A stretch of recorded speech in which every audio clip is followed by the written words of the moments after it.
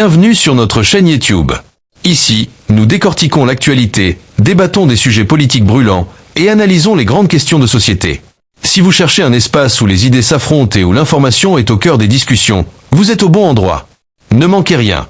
Abonnez-vous et activez la cloche pour recevoir toutes nos analyses, débats et interviews dès leur sortie. Ensemble, enrichissons le débat et façonnons l'avenir. Merci d'être avec nous et n'oubliez pas de partager vos réflexions dans les commentaires. À très bientôt. Et après cette introduction qui vous met en appétit, j'ai choisi de vous proposer un exercice traditionnel de votre serviteur. C'est un exercice de lecture. Nous allons lire ensemble quelques extraits de ce livre que je recommande à tous ceux qui peuvent se le procurer en l'achetant sur les plateformes de commerce sur Internet. Moi, je me le suis fait livrer à la maison en l'achetant via Amazon. Il est arrivé ici tranquillement. Le titre, c'est « Le livre noir de la CIA, 75 ans de secrets inavouables ». L'auteur s'appelle Yvonique de Noël. Et voici la 4e de couverture. Assassinat de dirigeants étrangers, coup d'État, trafic d'armes et de drogue, soutien à des groupes terroristes ou à d'anciens nazis, détention abusive et torture, expérimentation d'armes chimiques. Depuis sa création, la CIA n'a cessé de multiplier les infractions à la loi. Après avoir déclassifié une partie de ses archives, elle a affirmé que les dérapages de la guerre froide étaient aujourd'hui révolus. Cet ouvrage montre qu'il n'en est rien. Il dresse un bilan aussi exhaustif que possible des méthodes douteuses de l'agence, des origines à nos jours. Il reproduit les archives permettant d'approcher la vérité. Témoignages d'acteurs directs, mémos confidentiels, rapports de commission d'enquête. On trouve ici de nombreuses anecdotes inédites sur des épisodes que l'on croit connaître, comme l'assassinat d'Allende au Chili, les tentatives de meurtre contre Fidel Castro, mais aussi des révélations sur les activités plus ou moins à droite de la CIA en France. On apprend le rôle exact de l'agence dans les trafics de drogue, la finance internationale, l'essor d'Al-Qaïda ou la lutte contre Daesh. Enfin, cette édition mise à jour revient sur le passé récent du renseignement américain sous la présidence de Donald Trump et les nouvelles incertitudes qui planent sur l'avenir de l'agence. Historien et spécialiste du renseignement, Yvonique de Noël a publié chez Nouveau Monde, édition, il a publié Guerre secrète au Moyen-Orient en 2009 et Mémoire d'espions en guerre en 2018, mais aussi, et il a aussi publié Les espions du Vatican en 2021. Voilà pour le livre et sa 4e de couverture. Maintenant, je voudrais vous dire pourquoi je voudrais vous lire quelques extraits de ce livre.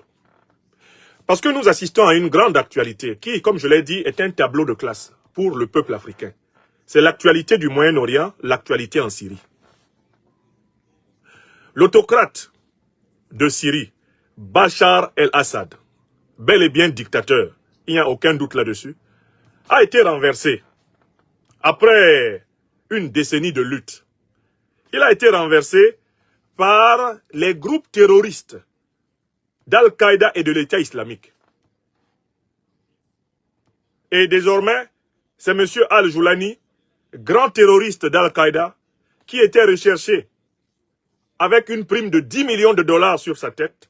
C'est désormais M. Al-Joulani qui est l'homme fort de Damas. Or, nous autres analystes politiques avons été frappés par le comportement des grands médias occidentaux, français, américains, européens en général, face à cette actualité. On a d'une part des groupes terroristes d'Al-Qaïda et de l'État islamique qui prennent le pouvoir à Damas. Et c'est une évidence scientifique. Aucun journal occidental n'est capable de nier que ce sont les terroristes qui ont pris le pouvoir à Damas, en Syrie. Mais on a, paradoxalement, une ligne éditoriale qui va de l'Amérique jusqu'à l'Europe, et même jusqu'en Israël, et qui essaye de présenter les terroristes qui ont pris le pouvoir en Syrie comme étant des gens qui ont changé. Des gens qui se seraient convertis du jour au lendemain, à la démocratie, au respect des droits de l'homme, hein, les fameux éléments du chantage traditionnel, eh bien, de l'idéologie propagandiste impérialiste occidentale, on nous présente les terroristes d'Al-Qaïda qui étaient recherchés par les États-Unis, qui étaient recherchés par l'OTAN, qui étaient recherchés par la CIA avec une prime de 10 millions de dollars sur chacune de leurs têtes. On nous les présente comme des gens qui se sont rasés la barbe, des gens qui sont devenus tout d'un coup gentils. Et de nombreux dirigeants occidentaux se présentent à la télévision pour saluer l'avènement de la liberté, pour saluer la victoire, la fin de la barbarie, le soleil nouveau qui se lève sur Damas. J'ai regardé ce phénomène et je me suis dit, nous avons une occasion extraordinaire d'éduquer le peuple africain à travers le tableau syrien. Les événements syriens sont un tableau de classe pour que les Africains sachent à qui ils ont affaire en Afrique. Mais pour comprendre comment le régime de Bachar el-Assad est tombé, il faut connaître les méthodes de ceux qui soutiennent précisément les terroristes qui ont pris le pouvoir à Damas. De manière incontestable, les terroristes qui ont pris le pouvoir à Damas sont soutenus par les grandes puissances occidentales, puisque les grandes puissances occidentales avaient décidé depuis très longtemps la chute du régime de Bachar el-Assad. Et pourquoi les grandes puissances occidentales ont-elles décidé que le régime de Bachar el-Assad devait tomber? Parce que Bachar el-Assad a refusé de brader les richesses en pétrole et en gaz de son pays aux grandes puissances occidentales. Les raisons pour lesquelles on a renversé Saddam Hussein, les raisons pour lesquelles on a renversé Kadhafi, les raisons pour lesquelles on est en train de déstabiliser l'Afrique en général et le Sahel en particulier, les raisons pour lesquelles on déstabilise la République démocratique du Congo sont exactement celles pour lesquelles on chasse Bachar el-Assad du pouvoir en Syrie. Si les grandes puissances occidentales étaient réellement amoureuses de la démocratie et voulaient l'imposer dans le monde, elles auraient commencé par l'imposer à leurs principaux alliés, que sont les puissances du Moyen-Orient.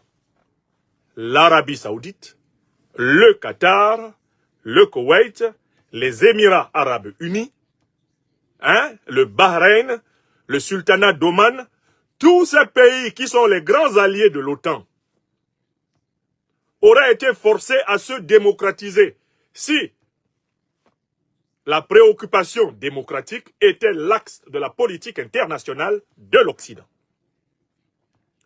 Deuxièmement, si l'Occident était profondément attaché au paradigme politique démocratique, il n'y aurait pas ici en Occident, en Europe, 12 monarchies qu'on appelle monarchies constitutionnelles, parce que ce sont des régimes qui sont un mixte du principe héréditaire et du principe démocratique.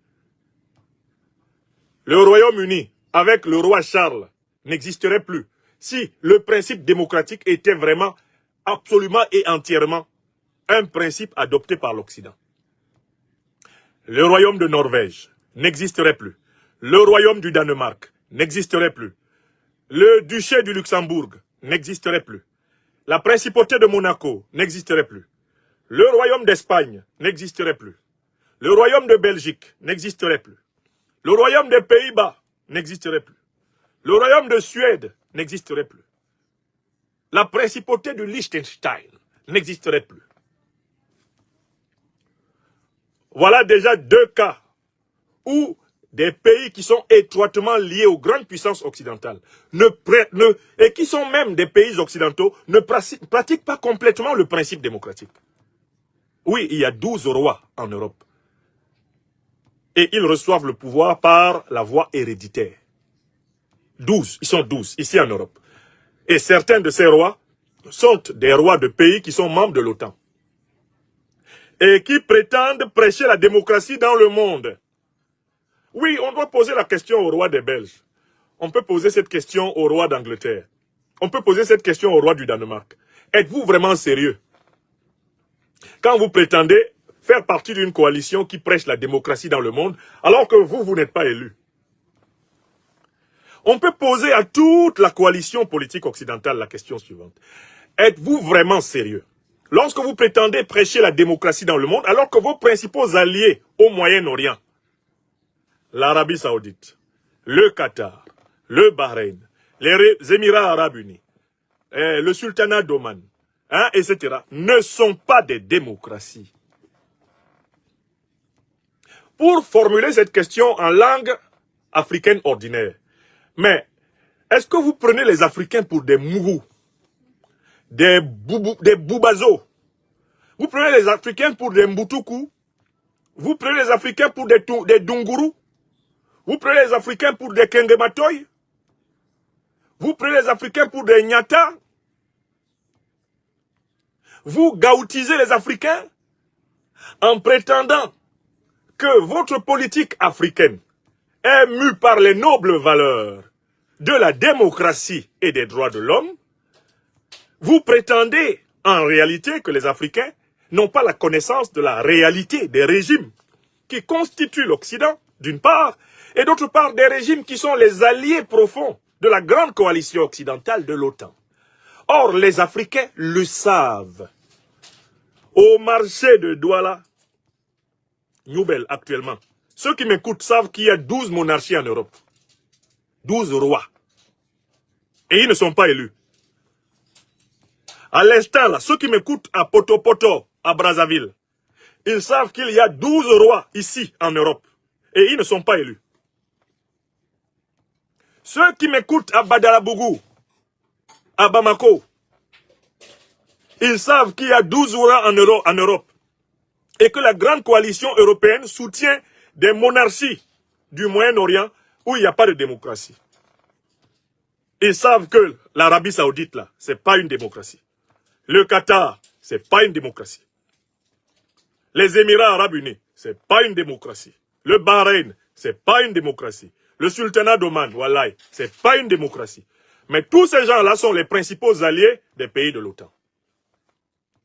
Si vous tenez tant à la démocratie, pourquoi vous ne commencez pas par détrôner les 12 rois d'Europe? Si vous tenez tant à la démocratie, pourquoi vous ne commencez pas par démocratiser vos principaux amis au Moyen-Orient?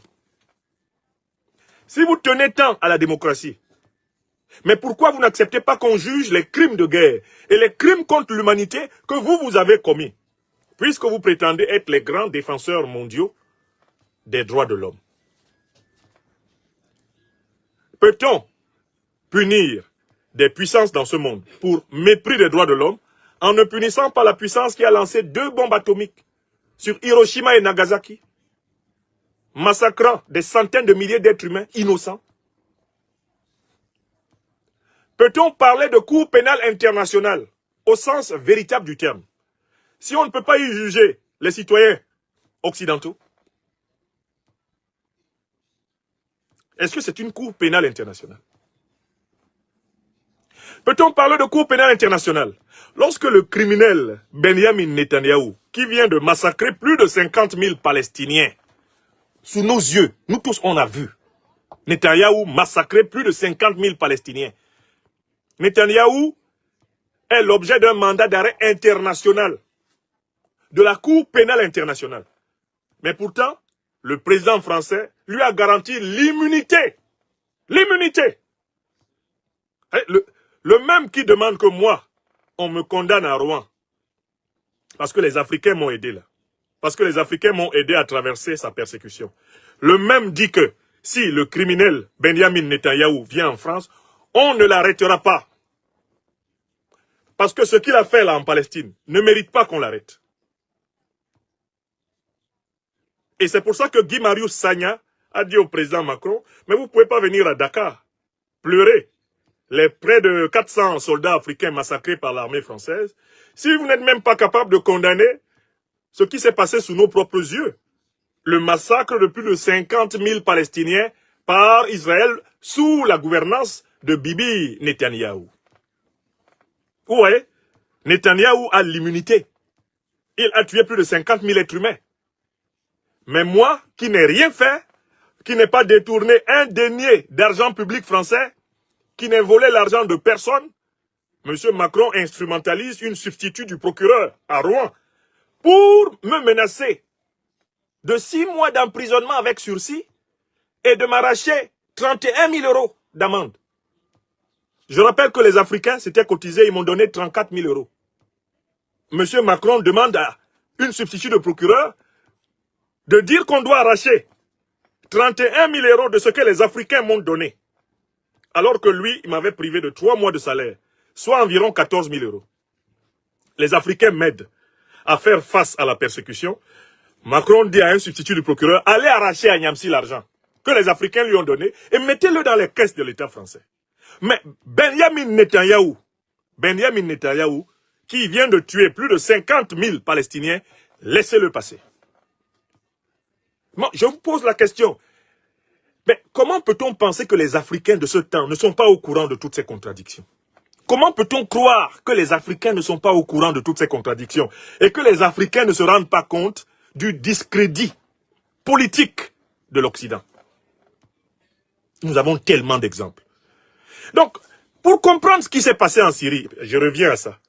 Je me suis dit, mais il faut que je fasse quelques lectures aux Africains. Et notamment, le meilleur livre que j'ai trouvé dans la maison ici, c'est ce livre de Yvonique de Noël. Alors, pourquoi ce livre est-il le meilleur que j'ai pu trouver? Parce que dans ce livre, on va voir des opérations de déstabilisation qui ont été montées par la CIA dans le passé. Je vais prendre la déstabilisation en Iran. Je vais prendre la déstabilisation au Guatemala. Je vais prendre la déstabilisation au Congo par la CIA. Quand je vais vous lire ces extraits, vous allez comprendre ce qui est arrivé à Bachar el-Assad. Et vous allez comprendre la menace qui pèse sur l'Alliance des États du Sahel et sur toute l'Afrique. Rien qu'à travers ces extraits. Et vous allez parfaitement reconnaître les méthodes qui ont été utilisées pour faire tomber Bachar el-Assad. D'abord, le monde entier sait que les terroristes qui ont pris le pouvoir à Damas sont soutenus par la coalition occidentale, n'est-ce pas? Ils ont été applaudis par cette coalition, n'est-ce pas? À peine ont-ils pris le pouvoir à Damas que l'État d'Israël est en train de détruire la quasi-totalité de l'État syrien. Le nombre de bombardements d'Israël sur la Syrie est passé à plus de 300. 300 bombardements. C'est-à-dire que les terroristes qui ont pris le pouvoir à Damas ont pris le pouvoir pour que la Syrie soit offerte en pâture à Israël. Parce que l'augmentation exponentielle du nombre de bombardements israéliens sur la Syrie correspond précisément au moment de la chute de Bachar el-Assad. C'est-à-dire que le régime de Bachar el-Assad essayait de sauver l'État syrien. On a envoyé des terroristes renverser Bachar el-Assad pour que l'État syrien soit décapité. C'est exactement ce qui a été fait contre Saddam Hussein. C'est exactement ce qui a été fait contre Muammar el-Kadhafi. C'est exactement ce qui a été fait contre Bachar el-Assad. On envoie des terroristes, ils décapitent l'État, ils détruisent l'État, et derrière, on vient voler le pétrole, le gaz, et tout ce qu'on peut trouver dans le pays. Vous connaissez le modèle. Mais pour que vous connaissiez le modèle, il faut que vous vous rendiez compte que la principale organisation qui est derrière ce modèle a déclassifié ses propres documents. Alors, ce livre, il est intéressant. Pourquoi? Écoutez-moi bien. Quand moi, je viens devant vous parler d'un sujet, c'est que j'ai pris toutes les précautions. Vous savez, ce livre-ci, il a été écrit en s'appuyant sur, essentiellement, les archives de la CIA. Parce que les États-Unis ont une tradition d'état de droit, une tradition démocratique, qui ordonne, après une certaine période, que tous les documents de certaines agences de l'État soient déclassifiés, c'est-à-dire accessibles au public. Vous comprenez? Et par conséquent, après une certaine période d'exercice, toutes les institutions américaines se retrouvent à nu. Après 30, 40, 50 ans, on déclassifie. Et donc, on publie toutes les archives des institutions en question, ce qui permet aux journalistes, aux historiens, aux citoyens américains lambda d'accéder aux informations officielles. Ce qui est dit dans ce livre ne se base pas sur les propos de la Russie. Ça ne se base pas sur les propos européens. Ça ne se base même pas sur des propos africains, ni asiatiques. Tout ce qui est dit sur ce livre est basé sur les archives déclassifiées de la CIA. Je vous lis ici les principales archives qui ont permis de rédiger le livre. Là, c'est expliqué ici, à partir de la page 24. de la page 24 à la page 26, l'auteur dit sur quoi il s'est basé. Et chacun des articles est sourcé à la CIA. C'est-à-dire qu'en fait, c'est sur la base des révélations de la CIA qu'on apprend les méthodes que la CIA a employées pour déstabiliser plusieurs pays dans le passé. Et cela nous renseigne sur ce qui s'est passé en Syrie. Vous comprenez la méthode? Donc, je suis tranquille quand je vous parle à partir de ce livre. Parce que ce livre n'est rien d'autre que la transcription des archives américaines.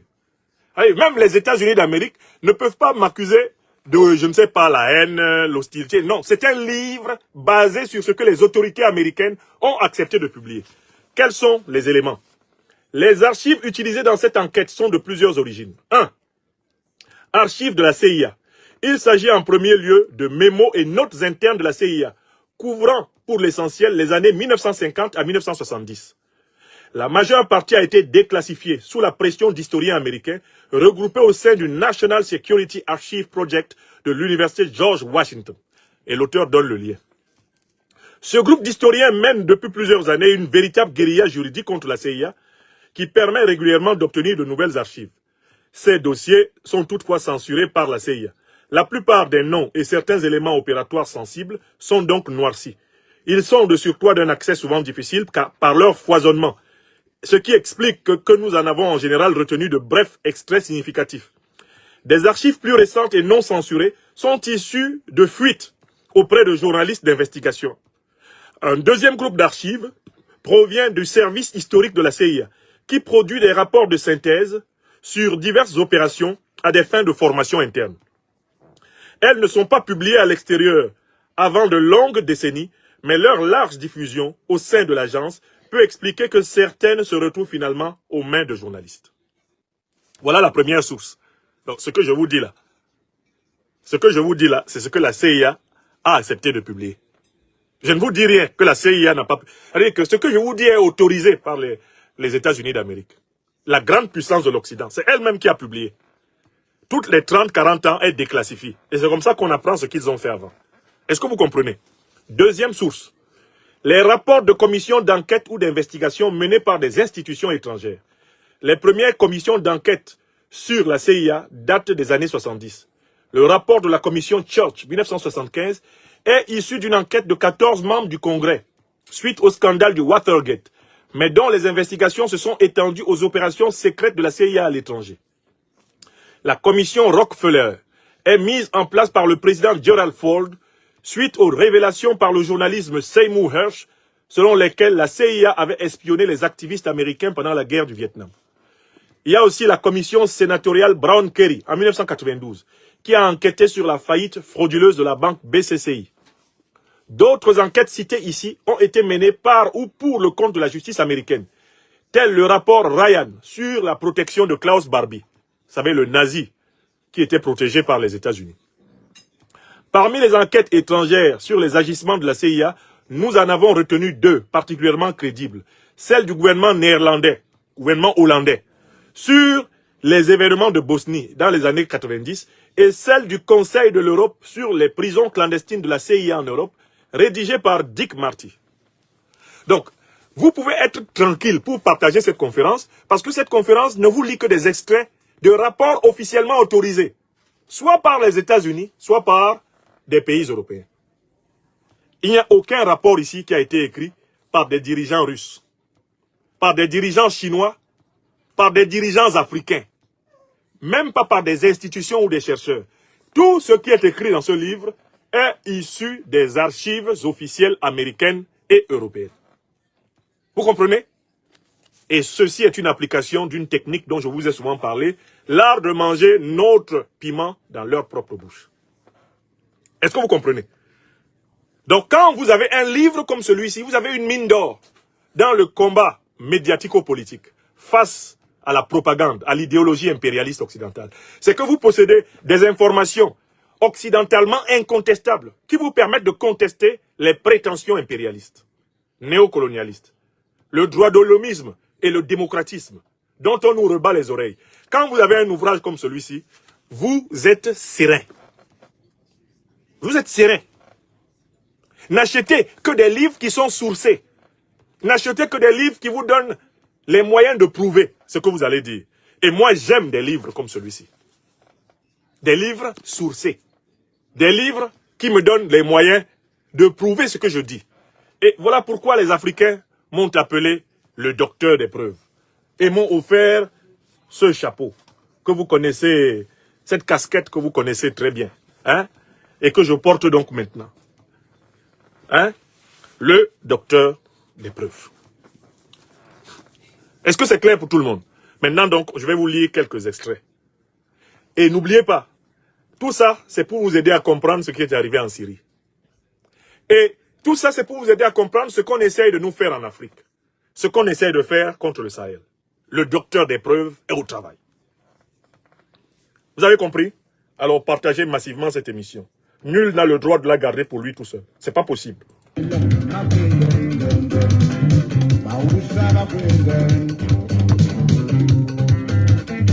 Le docteur des preuves est au travail. Doctor Proof na my name. On m'appelle le docteur des preuves. Et ils ont raison. Ceux qui m'ont appelé comme ça. Doctor Proof.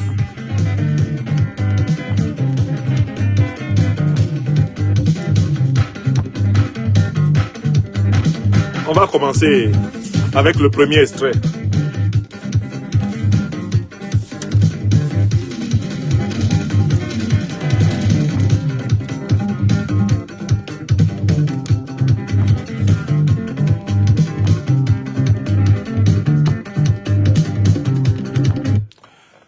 À partir de maintenant, je vous prête mes yeux pour lire le livre. Tout ce que je dis, je lis le livre. Je vous lis un premier extrait.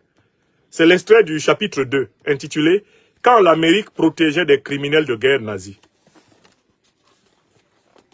Quand l'Amérique protégeait des criminels de guerre nazis. C'est Yvonique de Noël qui parle. Et il écrit ceci. Le 15 novembre 1949, le département d'État américain écrit à son haut commissaire en Allemagne. Il écrit ceci. Le département a reçu une note française du 7 novembre 1949 qui dit en substance ceci. Klaus Barbie, citoyen germanique, ancien chef de la Gestapo de Lyon, est poursuivi par le tribunal militaire de Lyon pour crime de guerre. 2 mandats d'arrêt ont été établis les 1er août et 12 septembre 1945. Le juge français en charge du dossier de la Gestapo lyonnaise a réclamé avec insistance par le biais des autorités judiciaires de Baden-Baden que Barbie leur soit livré. En dépit de sollicitations multiples, les autorités américaines n'ont ni arrêté ni rendu Barbie. Les forfaits de la Gestapo de Lyon constituent un des cas les plus graves parmi les crimes de guerre jugés en France. Si un jugement devait être rendu, alors qu'un des accusés principaux est toujours libre en zone américaine, les avocats d'autres accusés exploiteraient certainement le fait que les autorités américaines ont refusé de livrer Barbie. La presse s'en emparerait et l'opinion française en serait gravement indignée. Et l'auteur met ici les documents originels. Les documents originels sont scannés ici. Continuons. Par conséquent, le département demande l'arrestation et la livraison de Barbie et suggère de répondre aux Français que l'affaire sera traitée comme une priorité par le Haut Commissariat. Fin de citation. Le 5 mai 1950, le Haut Commissariat américain de Francfort écrit à son tour aux autorités judiciaires françaises à Baden-Baden et dit avoir enquêté sur le cas de Barbie Klaus. Une recherche méticuleuse a été menée par la branche de la sûreté publique du Haut Commissariat sans parvenir à localiser les coordonnées de Barbie. Fin de citation. À la même date, Klaus Barbie est salarié par l'OPC, une branche quasi indépendante de la CIA, dédiée à la lutte clandestine anticommuniste.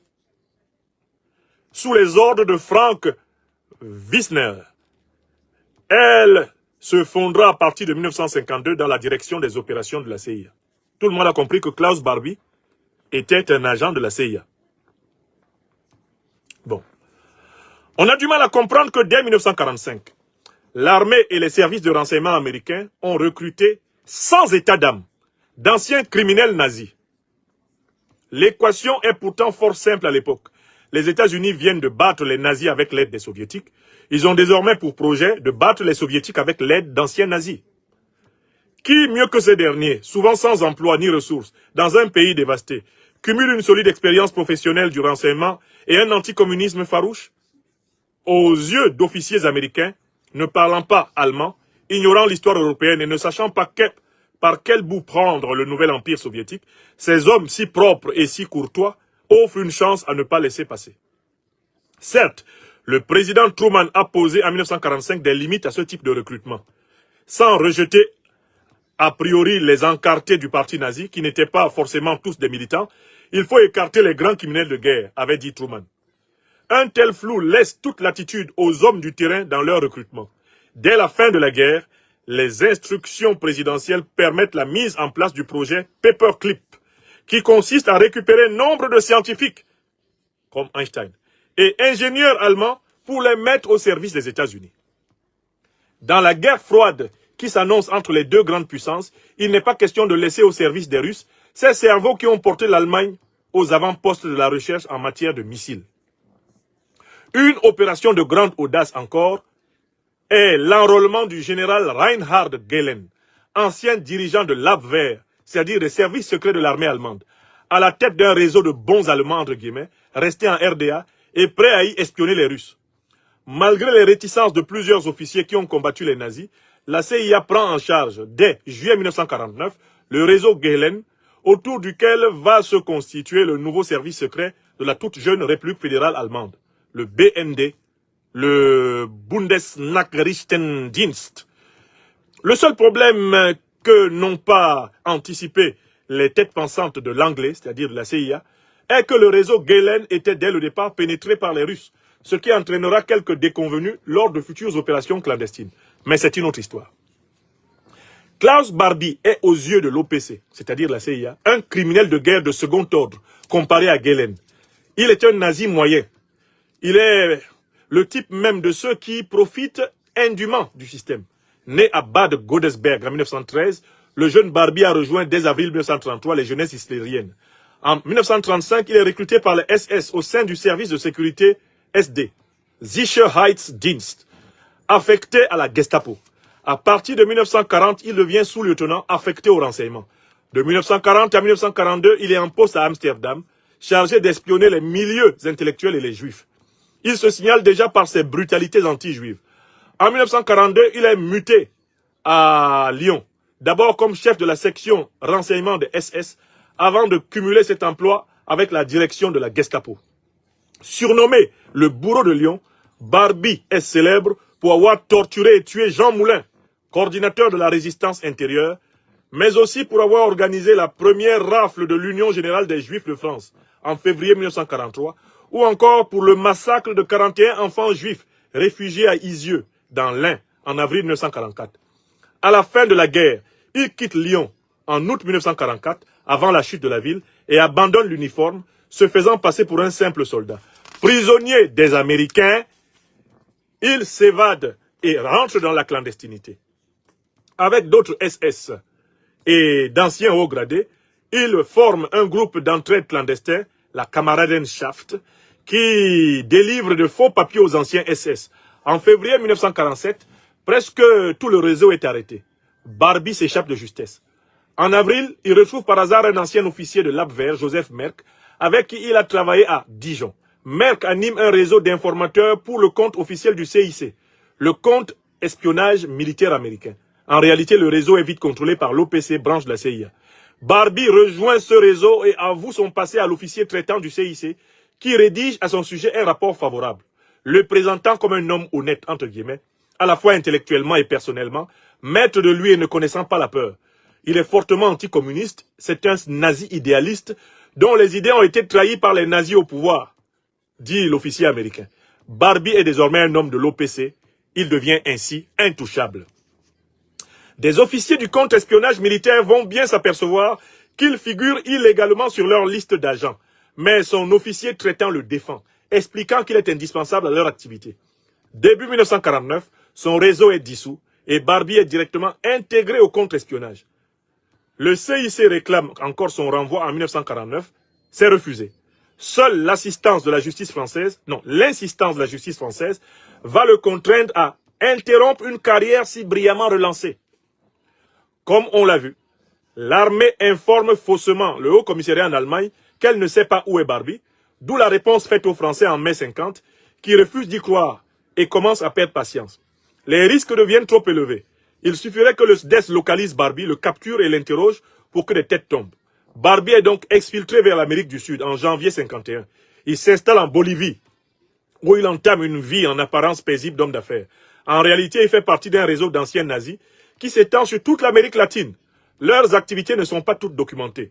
Le bourreau de Lyon est repéré par les époux Klarsfeld, chasseurs d'anciens nazis, au Pérou en 72. Mais il parvient à s'échapper. En Bolivie, il semble bénéficier de solides protections, intervenant notamment comme intermédiaire dans les ventes d'armes. En 1980, il obtient une carte de services spéciaux boliviens et dirige une petite armée de 2000 néofascistes venus du monde entier. Les fiancés de la mort, comme il les appelle, travaillant alternativement pour l'armée et pour les cartels de la drogue. La junte militaire au pouvoir à La Paz tombe en 1982 et avec elle les protections de Barbie. Début 1983, il est arrêté pour fraude financière et le gouvernement français obtient enfin son expulsion. Il aura fallu attendre près de 40 ans. Conclusion. En recrutant et en protégeant des criminels de guerre nazis comme Klaus Barbie, après la guerre, les services américains n'ont pas seulement fait obstruction à la justice de différents pays, ils ont aussi contribué à semer des mauvaises graines dans toute l'Amérique du Sud. Si l'histoire secrète des anciens nazis réfugiés dans diverses dictatures militaires n'est pas encore totalement connue, il est probable que, comme Barbie, beaucoup ont fait profiter ces régimes autoritaires de leur savoir-faire répressif. Fin de citation. Les références, c'est l'US Department of Justice, Criminal Division, Klaus Barbie and the United States Government, Volume 1, A Report to the Attorney General of the United States, Volume 2, Exhibits to the Report to the Attorney General of the United States, submitted by Alan A. Ryan Jr., Washington, August 1983. Autre référence, Alan A. Ryan, Quiet Neighbors, Prosecuting Nazi War Criminals in America. Harcourt Brace Jovanovic, 1984. Autre source, Fabrizio Calvi et Frédéric Laurent, France-États-Unis, 50 ans de coups tordus, publié chez Albert Michel en 2004.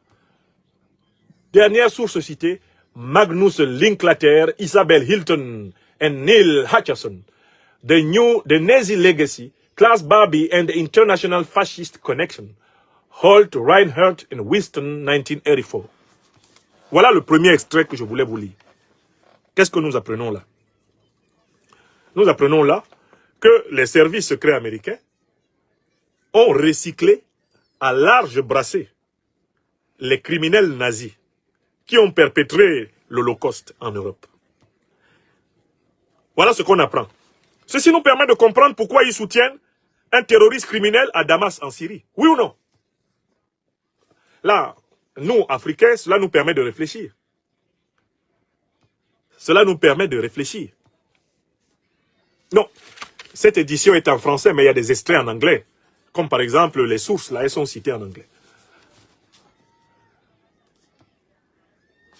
On a la preuve, à travers ce premier extrait que je viens de vous lire, que les États-Unis d'Amérique ne se sont pas gênés pour recruter dans leur service d'État des nazis, des terroristes nazis, qui avaient ensanglanté le monde entier et l'Europe. Alors, je vous pose la question. Qui est donc surpris que Mohamed Al-Joulani, un terroriste d'Al-Qaïda, soit soutenu pour prendre la tête de la Syrie? Qui est surpris de cela? Et l'actualité de la guerre russo-ukrainienne ne nous a-t-elle pas montré des nazis recyclés à l'intérieur des forces d'un gouvernement dit démocratique moderne, soutenu par l'OTAN? Les Africains sont là. Réagissez en disant, ceci nous permet de comprendre le soutien de l'OTAN aux terroristes en Afrique.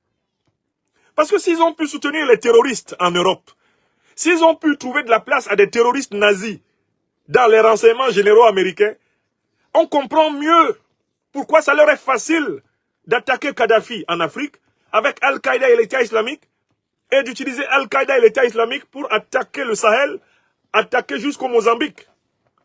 On comprend mieux comment ils peuvent utiliser Kagame pour attaquer la République démocratique du Congo. Museveni, de son côté aussi. On comprend mieux pourquoi maintenant on nous parle de djihadistes jusqu'au Mozambique. Alors qu'il s'agit de terroristes qu'ils ont bien à l'origine créés. C'est là que je dis que les Africains doivent faire une projection. Mohamed Al-Joulani, le nouveau chef de Damas, est un terroriste d'Al-Qaïda. Et il est reconnu comme tel dans tous les médias occidentaux. Mais il a été soutenu pour renverser Bachar el-Assad. Soutenu par l'OTAN. Soutenu par la Turquie. Soutenu par Israël. Qui en profite actuellement pour détruire l'État syrien. Ça se passe sous vos yeux. Et vous, Africaines, Africains, vous devez comprendre précisément que c'est ce système qui est utilisé contre nous, en Afrique. Ce n'est pas pour des raisons religieuses que nous sommes attaqués. Nous sommes attaqués en Afrique parce qu'on veut que nos pays soient instables, et qu'ainsi on puisse continuer à piller nos richesses. Est-ce que c'est clair? Voilà l'enseignement du premier extrait. Le soutien au terrorisme est quelque chose de banal en Occident. C'est ce que prouve ce document. Rien que l'affaire Klaus Barbie et celle de tous les nazis qui ont été recyclés à l'intérieur des agences sécuritaires, des agences de renseignement, des agences de recherche en Occident, prouve que le soutien au terrorisme est un problème profond de l'Occident politique. Il faut lire le dossier sur Klaus Barbie. Je vous ai simplement lu la synthèse. Je passe au deuxième dossier. Le deuxième dossier que je vais vous lire, c'est l'histoire de la déstabilisation d'un gouvernement. Ce gouvernement était le gouvernement de M. Mossadegh en Iran, dans les années 50. La stratégie utilisée par la CIA pour renverser Mossadegh est pratiquement une photocopie de celle que vous avez vue utilisée contre Bachar el-Assad sous nos yeux en 2024. Donc, écoutez le résumé de ce que les documents de la CIA nous permettent de connaître. Parce que c'est la CIA qui a déclassifié les documents, qui prouve que c'est elle qui a organisé la chute de Mossadegh. Mossadegh était Premier ministre. Il y avait un roi d'Iran qui s'appelait Reza Pahlavi, qui était un vassal de l'OTAN, un vassal des États-Unis, un vassal de l'Occident. Mais il y avait un Premier ministre issu d'une élection démocratique. Et ce Premier ministre a voulu augmenter la part de l'État iranien dans les ressources du pétrole et du gaz. À partir du moment où il a voulu le faire, on l'a accusé de s'être rapproché de la Russie et d'être devenu un communiste. Et les États-Unis, à travers la CIA, ont organisé le renversement du gouvernement de Mossadegh. Et l'imposition d'un gouvernement qui acceptait, avec la bénédiction du Shah d'Iran, valet américain, de brader le pétrole iranien. C'est cela qui est retrouvé dans les archives de la CIA. La CIA assume d'avoir organisé le renversement du gouvernement iranien parce que ce gouvernement ne voulait pas permettre à la coalition occidentale, aux pays de l'OTAN, d'avoir le plus grand bénéfice du pétrole iranien. Lisons ce que la CIA nous révèle. Bon. L'histoire, alors, quand la CIA renversait le gouvernement iranien, ça c'est le chapitre 3 du livre. Quand la CIA renversait le gouvernement iranien. Hein? Nous lisons. C'est important de lire. Hein? C'est vital de lire. Hein? C'est vital de lire. Alors, ceux qui n'aiment pas la lecture ne sont pas les bienvenus ici. C'est pas grave.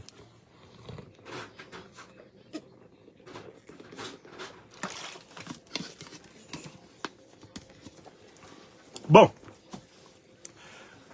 Deuxième extrait, c'est l'avant-dernier. L'histoire n'a jamais retenu le nom de Kermit Roosevelt, à la différence de son grand-père Theodore et de son oncle Franklin, qui tous deux furent présidents des États-Unis. L'histoire a sans doute tort, car ce Roosevelt-là fut un personnage clé des relations entre États-Unis et Moyen-Orient pendant la guerre froide.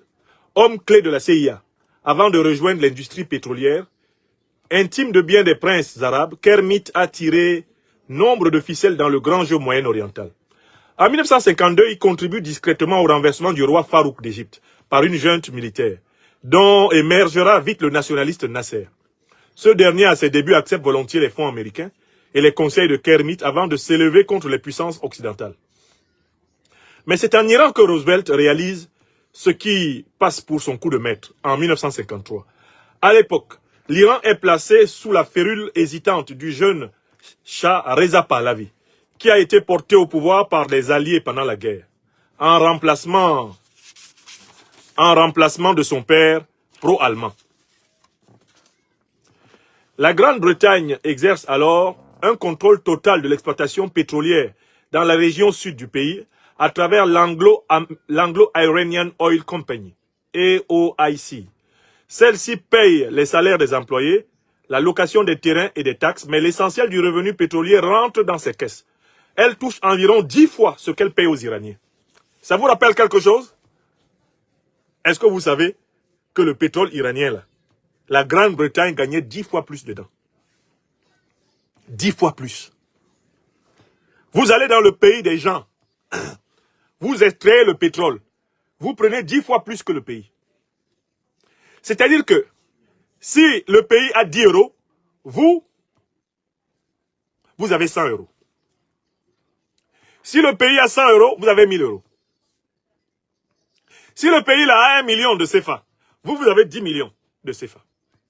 Si ce pays obtient, avec son pétrole, 1 milliard de CFA, vous avez 10 milliards de CFA. Voilà ce que les Britanniques et les Américains avaient mis en place en Iran. Un homme va apparaître, il s'appelle Mossadegh. Il est élu par le peuple iranien et il veut mettre fin à ce vol des Anglais et des Américains en Iran. Voyez ce qui va lui arriver. Lisons. Quand on vous dit lire là, c'est se libérer. Lire les bons livres, c'est se libérer. Vous allez comprendre le gros cœur des impérialistes, des néocolonialistes, leur boulimie, leur narcissisme, d'où ça vient. Ils ont tellement volé au reste du monde qu'ils ont pris l'habitude de penser que le monde leur appartenait. Regardez-moi cette histoire. Écoutez ce qui va se passer.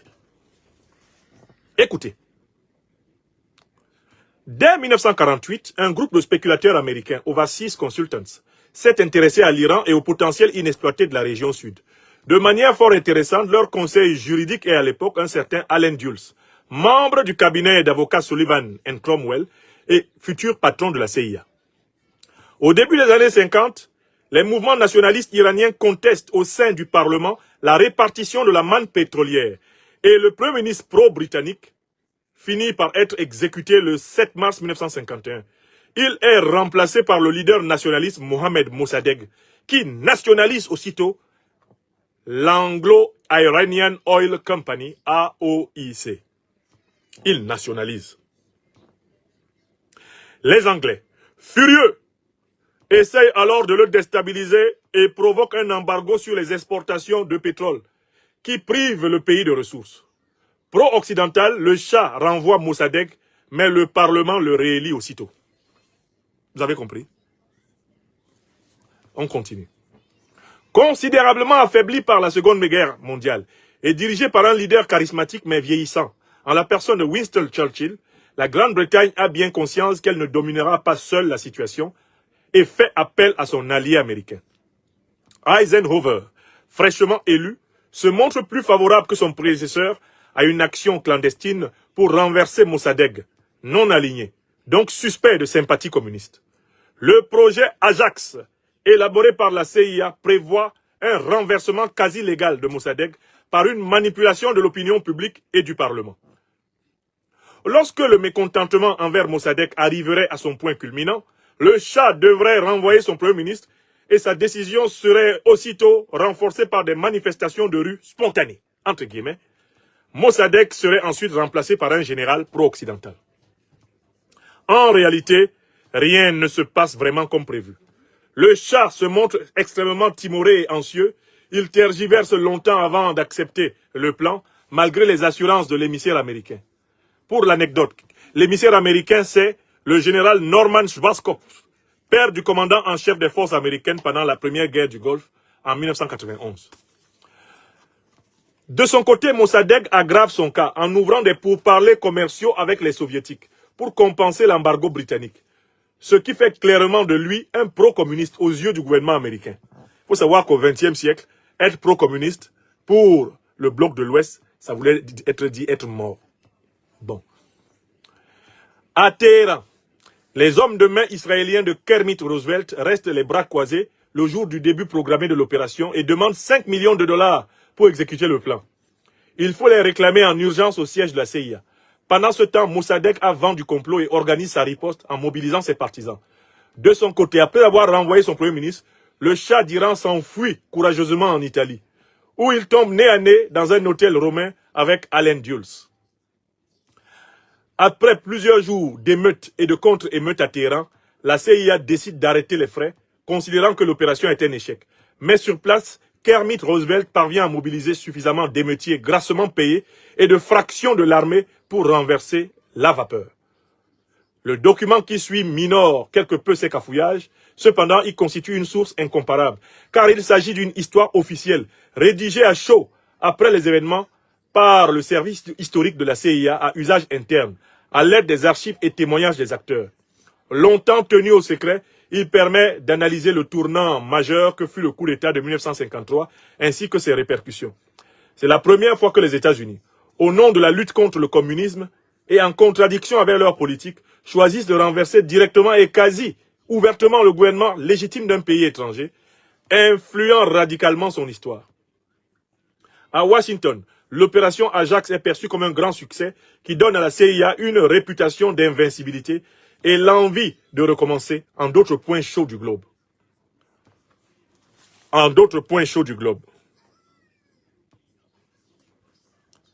Excusez-moi, je m'assure que nos amis... Oh là là. Très bien. Continuez à partager l'émission. Hein. Donc, c'est la première fois que les États-Unis, au nom de la lutte contre le communisme et en contradiction avec leur politique, choisissent de renverser directement et quasi ouvertement le gouvernement légitime d'un pays étranger, influant radicalement son histoire. À Washington, l'opération Ajax est perçue comme un grand succès qui donne à la CIA une réputation d'invincibilité et l'envie de recommencer en d'autres points chauds du globe. À peine rentré au QG de la CIA pour y recevoir honneur et médailles, Kermit Roosevelt se voit proposer par Allen Dulles une nouvelle mission, organiser un coup d'État en Amérique centrale, le premier d'une longue série. En Iran, le régime pro-occidental du Shah va désormais régner jusqu'en 1979 avec l'aide économique et militaire américaine et une police secrète impitoyable, de plus en plus honnie par son opinion publique. Bien entendu, l'exploitation pétrolière sera partagée entre Britanniques et Américains désormais. Rassuré par la tournure des événements, le Shah rentre d'Italie et organise une grande parade dans les rues de Téhéran. Dans la foule, un homme de 51 ans au regard sévère le dévisage fixement. C'est l'ayatollah Khomeini. Alors, les références ici, c'est donc John Prados, Safe for Democracy, The Secret Wars of the CIA, Ivan Ordin, 206, Kermit Roosevelt, Contre-coup, The Struggle for the Control of Iran, McGraw-Hill, 1979. Et enfin, dernière référence, Tim Weiner, Legacy of Ashes, The History of the CIA, Penguin Books, 2007. Là, à chaque fois que je vous lis le chapeau, je vous lis simplement le résumé de l'enquête. Qu'est-ce qu'on apprend là, dans le deuxième extrait que je viens de vous lire? Que les Anglais, non contents de gagner 10 fois plus, de ne plus gagner 10 fois plus que les Iraniens dans l'exploitation du pétrole iranien, décident de renverser le gouvernement de Mossadegh qui a modifié et nationalisé le pétrole de l'Iran. Ils sont aidés en cela par les Américains. Et quelle est la méthode utilisée par les Américains? Elle est triple. L'infiltration de l'armée par des groupes terroristes, l'infiltration de l'administration politique par la corruption, l'infiltration du haut commandement de l'armée par la corruption financière et la stratégie de l'insurrection populaire spontanée qui pourtant est soutenue, bien sûr, par les Américains et les Britanniques. Vous avez reconnu tout le schéma de la déstabilisation de la Syrie. La Syrie est déstabilisée par quoi? Des groupes terroristes soutenus par la coalition occidentale, ça c'est un. De deux, une forte corruption de l'appareil militaire. Les principaux officiers, les principaux commandements de l'armée syrienne ont été corrompus à coups de millions de dollars. Ce qui les a amenés à donner des ordres de contre-commandement et de démobiliser les troupes. De nombreuses images des troupes syriennes abandonnant armes et uniformes sur leur position sans combattre sont en train de faire le tour du monde. Qu'est-ce qui peut pousser une unité en capacité de combattre pour défendre son pays contre les terroristes à ne plus combattre, si ce n'est la corruption de l'unité et notamment la corruption des chefs? Donc, l'armée syrienne a été inondée de mallettes de dollars. Et la faiblesse humaine, dans une période d'épreuve, de longues années de guerre, a triomphé des hommes. Les terroristes qui occupent Damas n'ont pas gagné la guerre. C'est l'armée syrienne qui a abandonné ses responsabilités. Ceci nous permet de clarifier autre chose dans ce qui se passe en Syrie. Les autorités iraniennes ont affirmé publiquement, hier et avant-hier, que le président Bachar el-Assad a refusé de faire appel à leur intervention militaire. Si Bachar el-Assad avait demandé à l'armée iranienne d'entrer en Syrie pour l'aider à combattre les terroristes, l'armée iranienne l'aurait fait. Mais Bachar el-Assad a refusé de faire appel à l'armée iranienne. Il n'a même pas voulu que l'armée russe vienne combattre au sol. Est-ce que vous savez pourquoi? La raison est connue aujourd'hui. Pourquoi Bachar el-Assad n'a pas appelé l'armée iranienne à entrer au sol, à ses côtés, pour combattre les terroristes? Pourquoi il n'a même pas fait appel à l'armée russe en ce sens? Vous savez pourquoi? Assad a constaté que sa propre armée l'avait abandonné. Quels que soient les alliés que vous faites venir pour vous aider dans un combat, il faut d'abord que votre propre armée vous soutienne. Il faut d'abord que votre propre peuple soit avec vous. Quand ta propre armée, quand ton propre peuple ne sont pas mobilisés autour de toi pour lutter, parce qu'on estime que ceux qui viennent ne sont pas pires que toi, tu es obligé de faire le raisonnement que Bachar el-Assad a fait. Il a compris que même si les Iraniens venaient l'aider, il finirait par être assassiné par ses propres hommes, qui déjà avaient été corrompus par les Otaniens. Il a compris que le haut commandement de l'armée syrienne a été corrompu. Il a compris que ceux-là même qui dorment à sa porte peuvent à tout moment, contre, je ne sais pas, 1, 2, 3 millions de dollars, lui loger une balle dans la tête. Donc, il ne suffirait pas que l'armée russe vienne. Il ne suffirait pas que l'armée iranienne vienne. Encore faudrait-il que lui, Bachar Assad, doivent désormais se faire protéger directement par les Russes et les Iraniens. Mais à partir du moment où il est protégé par les Russes et les Iraniens, tout le monde verrait très bien qu'il n'est plus véritablement le chef de l'État, syrien. Et Bachar el-Assad a refusé cette honte. En refusant le soutien militaire de l'Iran, Assad a reconnu qu'il avait perdu le contrôle du commandement. Il a assumé la honte d'être abandonné par les siens. Il a dit, certes, j'ai hérité d'un pouvoir illégitime par la main de mon père. Certes, j'ai commis des exactions contre mon peuple. Je dois maintenant payer. Mais je ne voulais pas que mon pays soit gouverné par les terroristes. Je ne voulais pas que dans mon pays, les chrétiens n'aient pas le droit de sonner les cloches de leurs églises. Je ne voulais pas que dans mon pays, les femmes qui ne veulent pas porter le foulard ne soient pas libres de se promener conformément à leur confession. Les musulmanes s'habillant comme elles veulent, les chrétiens s'habillant comme ils veulent. Je ne voulais pas que mon pays devienne un pays où le pluralisme religieux n'est pas reconnu. Mais comme les Syriens m'abandonnent en pensant que ceux qui viennent sont meilleurs que moi, Bachar el-Assad, je préfère partir. La révélation iranienne des raisons pour lesquelles Bachar el-Assad a refusé l'intervention de l'Iran prouve donc que, justement, la coalition occidentale a pris le temps de corrompre suffisamment l'appareil d'État, de corrompre en profondeur l'appareil militaire. Une fois que vous avez une armée corrompue, une fois que vous avez un appareil d'État corrompu par les forces étrangères, le régime tombe. Et il faut être fou quand on est chef de l'État dans ces conditions pour ne pas démissionner. Il faut être même suicidaire. Bachar el-Assad n'est pas suicidaire. Voilà l'enseignement du deuxième extrait. La méthode. Soutien aux groupes terroristes. Axe 1. Corruption dans l'appareil d'État. Corruption de l'appareil militaire. Axe 2. Et bien sûr, axe 3. Matraquage médiatique. Matraquage diplomatique. Cette méthode est connue. C'est elle qui a fait tomber Bachar el-Assad. C'est elle qu'on a utilisée contre Kadhafi. C'est elle qu'on a utilisée contre Saddam Hussein. Et c'est celle-là qu'on essaye d'utiliser pour nous vendre des guerres, soi-disant au nom de la démocratie et des droits de l'homme, mais qui ne sont que des guerres de pillage du pétrole, de l'or, du diamant, du manganèse, du coltan, de l'uranium, etc. N'est-ce pas? Donc, c'est une méthode que les Africains doivent maîtriser au bout de leurs doigts. Ceux qui écoutent nos conférences sont outillés pour comprendre l'ordre du monde. Et pour résister en connaissance de cause, nous savons comment procède l'impérialisme, le néocolonialisme, le despotisme. Par conséquent, nous devons pouvoir leur faire face efficacement grâce à ce savoir. J'en viens au dernier extrait de ce livre, succulent. Et tous les extraits sont appuyés par la suite par les documents. Là, par la suite, est cité le document écrit en mars 1954 par le docteur Donald Wilber. Donald Wilber, eh bien, de la division du Proche-Orient à la CIA.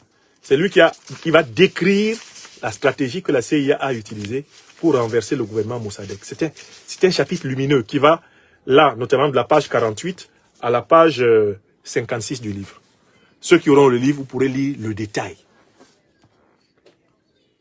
C'est ça leur démocratie, c'est ça les droits de l'homme. C'est ça. C'est ça que la prétendue grande démocratie mondiale, celle qui veut donner des leçons à tout le monde, c'est ça qu'elle doit faire. Un citoyen de ce monde qui sait que la CIA a fait ça, peut-il encore croire à la propagande démocratique occidentale? L'OTAN peut donner des leçons à qui? Avec ses faits, révélés par la CIA elle-même. Mais c'est ça la question. Quel est l'officiel américain qui peut se tenir devant les Africains pour leur donner des leçons de morale politique? Maintenant que la CIA a déclassifié des documents comme celui-ci, et que les Africains lisent cela, et que le docteur des preuves fait lire ça aux Africains, quel est le diplomate américain qui peut regarder un Africain dans les yeux et lui dire ce qu'il doit faire? Quel diplomate occidental, avec ce genre d'opération, montée par les États-Unis et la Grande-Bretagne en Iran, peut se tenir devant le monde et dire « Nous avons titre à vous enseigner la morale ». Voilà des faits.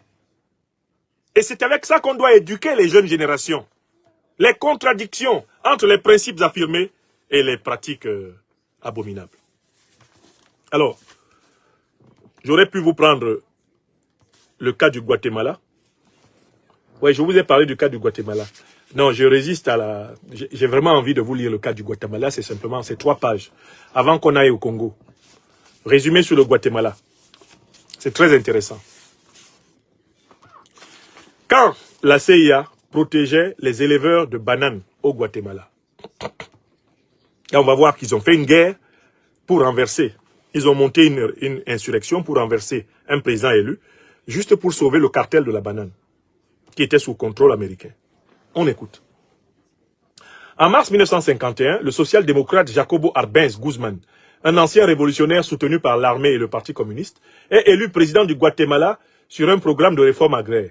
La démocratie guatémaltèque est alors toute jeune, puisque le Guatemala a vécu toute la première moitié du XXe siècle sous la coupe de 2 dictateurs, Manuel Estrada Cabrera et Jorge Ubico Castaneda. Cette période a été mise à profit par le géant américain de l'exploitation bananière, la United Fruit, pour y implanter d'énormes et profitables exploitations en franchise d'impôts. Ils exploitent la banane, les fruits chez les gens et ils ne payent pas d'impôts. C'est ça que les Américains ont fait au Guatemala. Bon.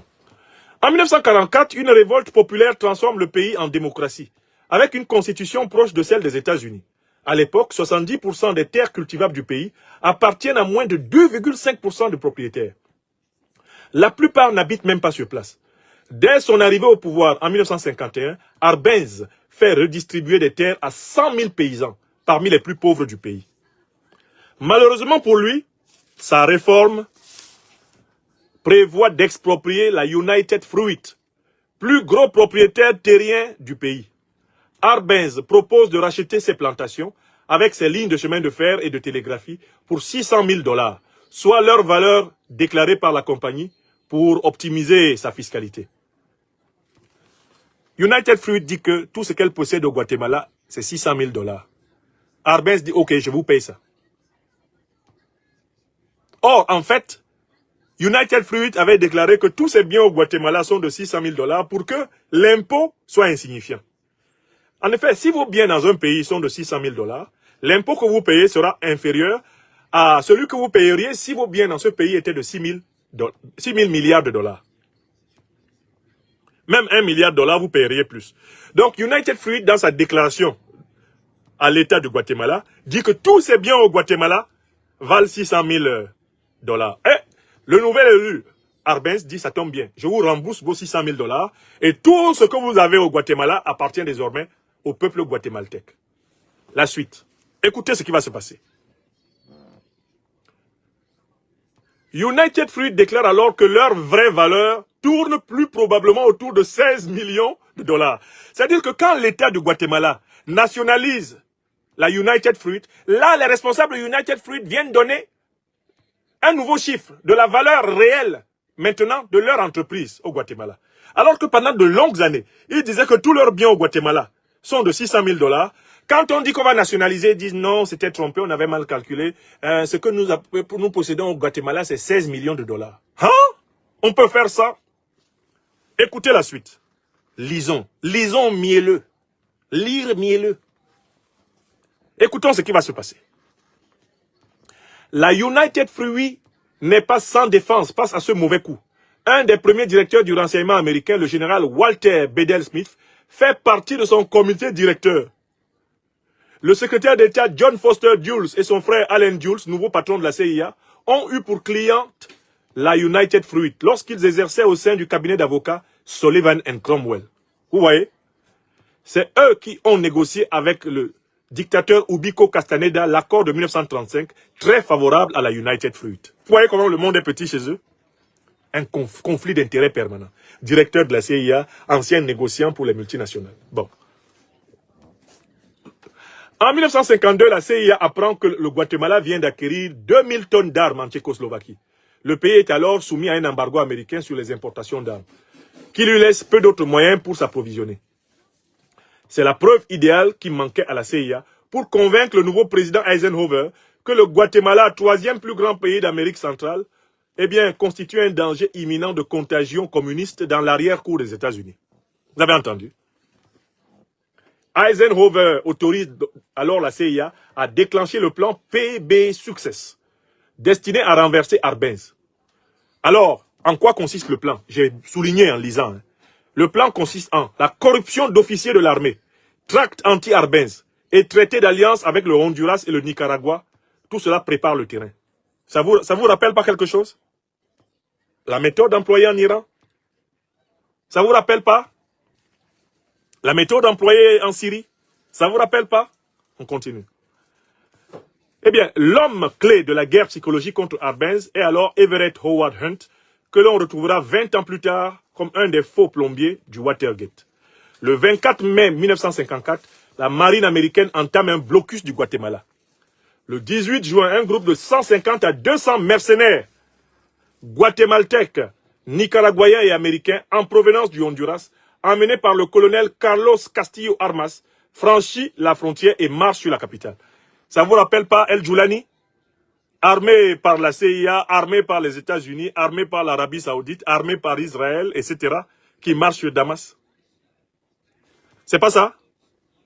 Vous êtes dans l'histoire, là. C'est ce qu'ils font depuis longtemps. Oui ou non? C'est ce qu'ils font depuis longtemps. Oui ou non? C'est pas le même style qu'ils voulaient organiser?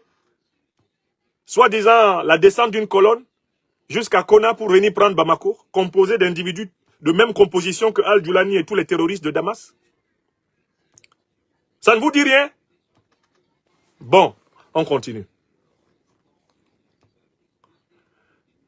Donc, le 24 mai 1954, la marine américaine entame un blocus de Guatemala. Le 18 juin, un groupe de 150 à 200 mercenaires guatémaltèques, nicaraguayens et américains, en provenance du Honduras, amenés par le colonel Carlos Castillo Armas, franchit la frontière et marche sur la capitale. La propagande radio de la CIA convainc plusieurs hauts gradés qu'une force supérieure en nombre va écraser l'armée régulière et fait déserter le chef de l'aviation qui amène ses pilotes avec lui. La voie est libre pour des bombardements par des avions de la CIA qui achèvent de démobiliser l'armée. Ça ne vous rappelle pas quelque chose? Est-ce que vous savez que l'armée syrienne a fui parce qu'on lui a envoyé des messages que l'armée rebelle était immense, qu'elle était armée jusqu'aux dents? Mais est-ce que quand vous-même vous voyez les images de l'armée rebelle, est-ce que l'armée rebelle était plus armée que l'armée syrienne? Non. L'armée rebelle n'était pas plus armée que l'armée syrienne. Mais la propagande a fait croire aux troupes de Bachar el-Assad que ceux qui arrivaient étaient d'une puissance inouïe. Pourquoi? Mais parce que l'aviation américaine bombardait massivement les positions d'Assad. L'aviation israélienne bombardait massivement les positions d'Assad. Dans ces conditions, on pouvait faire croire au peuple syrien et à l'armée syrienne que ceux qui viennent à terre sont pires même que ceux qui tirent en l'air, depuis l'air. Donc on a mené une campagne d'intoxication qui a provoqué la démobilisation et l'effondrement de l'armée du Guatemala. C'est la même méthode qui a été utilisée contre Kadhafi. On a empêché des pans entiers de l'armée libyenne de combattre en utilisant le mensonge, en inventant des canulars. On a poussé des tas d'hommes à déposer leurs armes, à se déshabiller et à jeter leur uniforme. L'action psychologique. On continue. Le 27 juin, Arbenz démissionne et s'enfuit au Mexique, hein, comme Bachar el-Assad.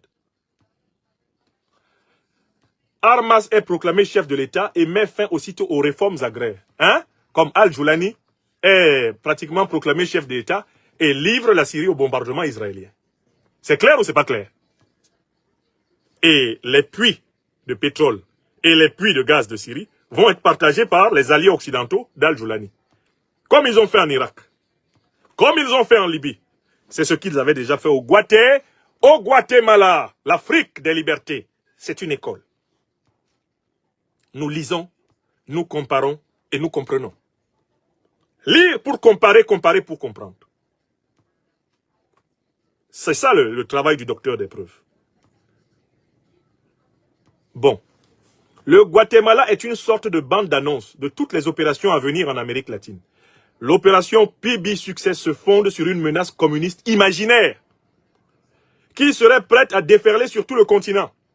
La CIA ne s'est pas contentée de remplacer un gouvernement démocratiquement élu par une dictature plus favorable aux intérêts américains.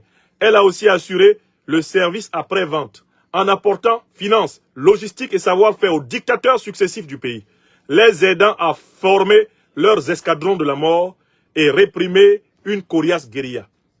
Selon Jean Guisnel, de 1980 à 1995, la CIA a versé 30 millions de dollars au service secret guatémaltèque, sans doute parmi les pires pourfendeurs des droits de l'homme en Amérique latine. L'opinion américaine s'est montrée particulièrement sensible dans les années 90 à deux meurtres commis par les forces armées du Guatemala.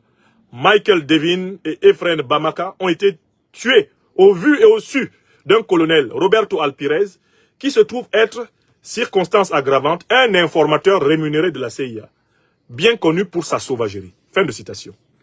De 1954 à 1996, date de la démocratisation du régime, on estime que la répression des opposants a fait environ 160 000 morts et 40 000 disparus au Guatemala.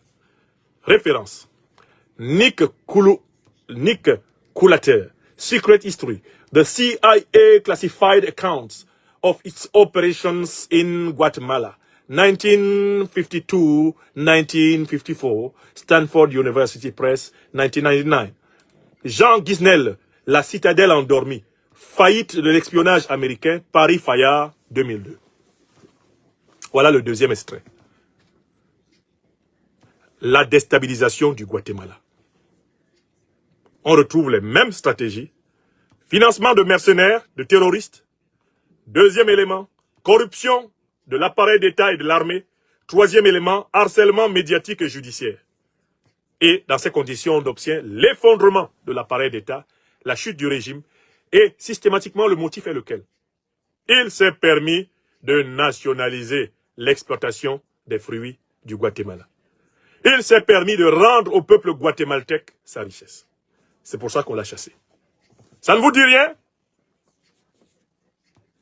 C'est exactement pour cela que l'Afrique est attaquée aujourd'hui. Parce que les Africains sont en train de modifier le rapport de force sur l'exploitation des richesses de l'Afrique. Depuis la traite négrière jusqu'au XXIe siècle, les richesses africaines profitent davantage aux puissances occidentales et moyen-orientale qu'aux peuples africains. Partout où des régimes africains apparaissent, qui veulent inverser le rapport de force, le rapport d'avantage sur les richesses africaines, eh bien, les grandes puissances occidentales et moyen-orientales mettent en place des stratégies de déstabilisation, ayant pour but de faire tomber ces régimes par des agressions armées terroristes, par la corruption des élites administrativo-politiques et militaires, par la pression médiatico-diplomatique et, bien sûr, l'action psychologique. C'est clair ou c'est pas clair? On va donc prendre le dernier cas que j'ai choisi de vous lire dans ce livre.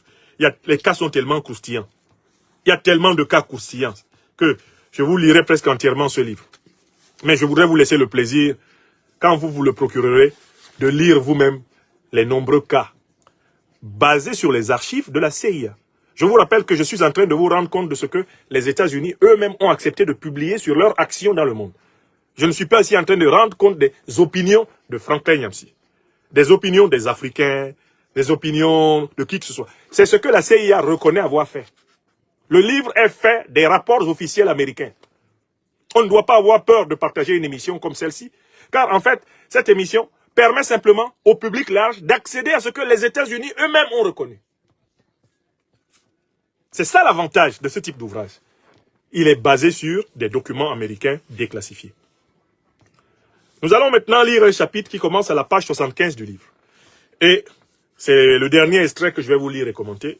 C'est intitulé « Quand la CIA recolonisait le Congo ». Quand la CIA recolonisait le Congo. Quand la CIA recolonisait le Congo. Regardez ce qu'ils ont fait.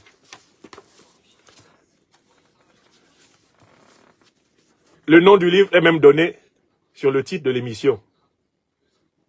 Le nom du livre est même donné sur le titre de l'émission, mes chers amis. Faites quand même un peu d'effort. Oui, sauf pour ceux qui sont du côté peut-être de TikTok. Le livre est intitulé « Le livre noir de la CIA ». L'auteur s'appelle Yvonique de Noël. Et j'en ai donné plusieurs images, plusieurs captures d'écran sur ma page Facebook Franklin Nyamsi. Vous pouvez aller vous servir. Et partager ça à nos paysans, à nos paysannes, à nos ouvrières, à nos ouvriers. Donnez ça à nos enfants. Tous ceux qui peuvent lire, donnez les livres aux enfants. Faites savoir ce qui doit être su aux enfants. N'attendez pas. Ne gardez rien pour vous qui soit utile pour le peuple. Bon. Faites comme moi. Faisons ainsi le travail d'éveil. En relayant, en partageant, en diffusant la connaissance qui libère.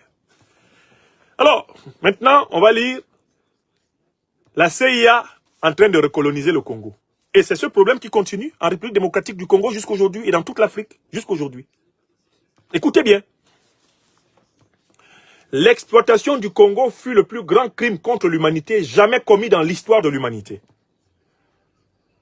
Telle est l'expression de Sir Arthur Conan Doyle, auteur d'un pamphlet méconnu sur les massacres et atrocités perpétrés entre 1885 et 1908 dans l'État indépendant du Congo. Propriété personnelle du roi des Belges, Léopold II est riche en ressources naturelles. La rapacité du roi et des compagnies concessionnaires entraînèrent l'asservissement des paysans congolais, mobilisés jusqu'à l'épuisement pour produire notamment du caoutchouc. Plusieurs millions d'entre eux y laissèrent la vie. A priori, l'indépendance du pays, programmée pour 1960, était donc une très bonne nouvelle. Mais, lorsqu'elle intervient le 30 juin 1960, diverses factions commencent à lutter pour le pouvoir. Parmi elles, le mouvement national congolais du leader charismatique Patrice Lumumba. Avec de très nombreuses ethnies, le pays est politiquement éclaté. Il est riche de nombreux minerais, de métaux, de diamants et d'or. Moi, j'aime beaucoup ce livre qui reconnaît que l'Afrique est le continent le plus riche de l'humanité. Là, par exemple, on dit aux Congolaises et aux Congolais, le Congo, c'est en fait le pays le plus riche. C'est le pays le plus riche au monde. En réserve de matières naturelles stratégiques. C'est le pays le plus riche au monde. Et que cet ouvrage-là reflète la connaissance que les Américains ont du Congo. La CIA nous dit, à travers cette révélation, que les Occidentaux savent très bien que l'Afrique est le continent le plus riche du monde. Parce que c'est un compte rendu des archives de la CIA. Hein. Bon. Entouré par 9 pays,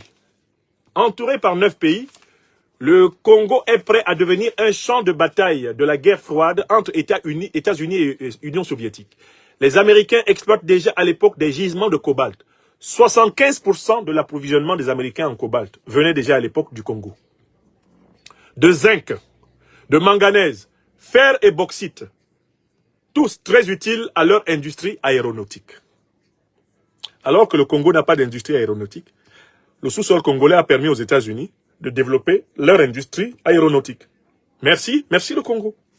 Ok.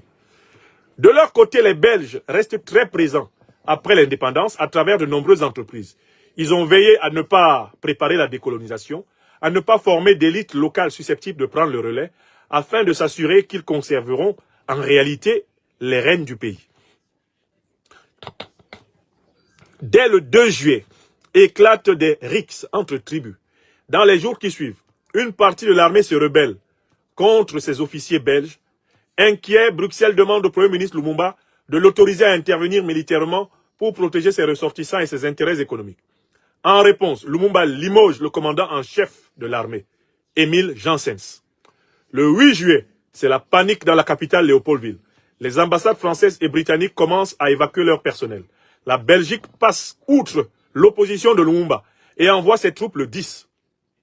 Le 11 juillet, la riche province du Katanga déclare son indépendance sous la férule de Moïse Tshombe, à l'initiative des Belges. Les Nations Unies demandent à la Belgique de se retirer. Lumumba se rend à Washington pour demander assistance aux États-Unis, mais il est assez mal reçu, notamment lorsqu'il laisse entendre qu'il pourrait faire appel aux Russes si on ne lui donne pas satisfaction. Pour Allen Dulles, le patron de la CIA, Lumumba a été acheté par les communistes. Eisenhower réclame une action vigoureuse contre lui. Le 26 août, Dulles donne l'ordre à son équipe de Léopoldville de débarrasser le Congo de son Premier ministre. Un plan d'empoisonnement est mis sur pied. Le docteur Sidney Gottlieb, le maître chimiste de l'agence, que l'on retrouvera au cœur du projet MK Ultra, au chapitre suivant, est envoyé au Congo pour livrer un virus caractéristique d'Afrique centrale, destiné à Lumumba. Vous avez compris? Depuis quand on utilise des virus pour combattre les Congolais? Je recommence la question. Est-ce que vous avez compris, vous, Congolaises, Congolais et vous, Africains, est-ce que vous avez compris que depuis très longtemps, on utilise des virus pour nous combattre? Voici un document de la CIA déclassifié qui dit qu'on a dépêché quelqu'un avec des virus pour abattre des Africains au Congo. Page 76, hein. Page 76. Et je vois encore des Congolais qui sont assis là. Oh, il y a une mystérieuse maladie qui a apparu chez nous. Quel mystère? Quel mystère?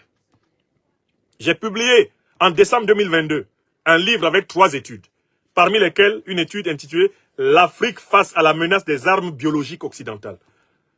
C'est une étude salvatrice pour le continent africain, pour avertir d'abord les sociétés civiles, avertir les gouvernements, avertir les intellectuels, les leaders, les activistes, de considérer le terrain biologique comme un terrain extrêmement délicat et important, comme un terrain de guerre. Et l'un des terrains de guerre qui a été choisi par l'impérialisme, le néocolonialisme occidentaux contre l'Afrique, la manipulation des particules biologiques, fait bel et bien partie de l'arsenal de guerre de l'impérialisme contre l'Afrique. Voici ce que dit le rapport de la CIA. On a envoyé quelqu'un avec des virus au Congo pour attaquer le gouvernement de Lumumba. Empoisonner Lumumba en le rendant malade d'une maladie virale. Au Sengi-Bouam, l'énorme longueur. À la Maoué, tous ceux qui sont là, ils dorment. N'importe qui se lève, il vient en Afrique vacciner les Africains. Ils donnent les épaules. Ils donnent les fesses, ils donnent les cuisses, ils donnent le dos. N'importe qui déclare son amour pour les Africains, débarque dans nos capitales avec des doses suspectes qu'ils inoculent aux Africains avec la bénédiction de leur ministre de la Santé, qui n'ont mené aucune expertise sur ce qu'ils acceptent de laisser administrer aux populations. Continuez un jour. Ça se saura, toutes les lâchetés qui ont été commises par nos administrations face à la guerre biologique qui est imposée à notre continent. Tous ceux qui sont responsables de ce laxisme, ils payeront ce qu'ils ont fait aux peuples africains. À commencer par les Africains eux-mêmes. Parce que tout commence toujours par la vénalité de nos propres dirigeants qui sont prêts à accepter qu'on inocule dans le corps de leur population des substances qui n'ont pas fait l'objet d'une expérimentation, qui n'ont pas fait l'objet d'une vérification, qui n'ont pas fait l'objet d'une comparaison. Tout commence par la lâcheté de l'Africain envers ses devoirs d'Africain. De soi-disant ONG, de soi-disant fondations caritatives, bienfaisantes, en ont profité pour stériliser des générations et des générations. Inoculer des maladies. Engager des modifications génétiques. Tout cela, les Africains le savent maintenant. Mais la plupart des Africains ne se comportent pas encore en conséquence. J'ai écrit ça en 2022. Et je vois encore des officiels au Congo. Et il y a une maladie mystérieuse. Il y a une maladie mystérieuse qui est apparue. Et comme de juste, la maladie mystérieuse apparaît dans les zones où on doit combattre la rébellion. On doit combattre les terroristes. La maladie mystérieuse apparaît là. Littéralement pour couper les troupes nationales congolaises en deux. Le virus apparaît à l'endroit où l'armée congolaise se retrouve coupée en deux. Et le soldat qui sort, en sachant qu'il peut attraper le virus, est-ce qu'il peut encore combattre en paix? Une fois que le virus est dans l'air, est-ce que le virus ne va pas démobiliser le soldat? Le soldat est un être humain, certes, il sort prêt à mourir pour son peuple. Mais de savoir que circule un virus mystérieux, n'est-ce pas un facteur de démobilisation des troupes? Congolaises, Congolais, vous me regardez. Vous aussi, vous écrivez dans vos journaux officiels.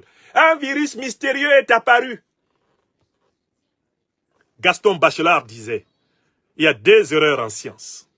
Il y a deux erreurs en science. La première erreur, disait Gaston Bachelard, le grand épistémologue français, c'est de croire au mystère. Et la deuxième erreur, non, la première erreur, c'est d'évoquer le mystère, d'invoquer le mystère. Et la deuxième erreur, c'est de croire qu'on a trouvé.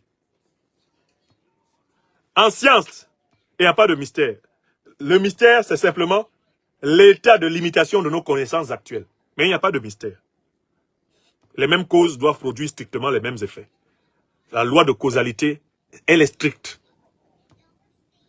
dans les phénomènes scientifiques. De deux. On ne peut pas croire qu'on a trouvé parce qu'on peut toujours apprendre plus. On peut découvrir des causes cachées. Mais se contenter d'une explication du genre, un virus mystérieux nous attaque. Alors que, on vous dit que les offices de renseignement généraux impérialistes envoyaient déjà des virus au Congo pour combattre les Congolais. Ouais, Tshisekedi. Félix Tshisekedi. Si vous avez un peu de courage de temps en temps, s'il vous plaît, sortez de la présidence, allez rester à la maison, cultivez-vous. Lisez ce qu'on a fait à tous vos prédécesseurs. Lisez les stratégies qui ont été employées contre le Congo. Quand vous voyez apparaître un nouveau virus, sachez qu'il s'agit d'une phase et d'une forme de l'agression multiple que ce pays subit et que l'Afrique subit. Arrêtez de vous cacher derrière vos petits doigts et de mentir au peuple africain. Un virus mystérieux a apparu. J'ai étudié dans cette étude de 2022 le travail du terrible laboratoire de Wouter-Basson, le docteur Wouter-Basson en Afrique du Sud, qui a avoué dans un procès retentissant qu'il fabriquait des cultures de bacilles, fabriquait des cultures de bactéries et de virus pour les inoculer à la population noire afin de la réduire et de combattre son expansion démographique naturelle. Le docteur Wouter-Basson. Si vous tapez ce nom sur Internet, vous allez voir l'œuvre de ce criminel.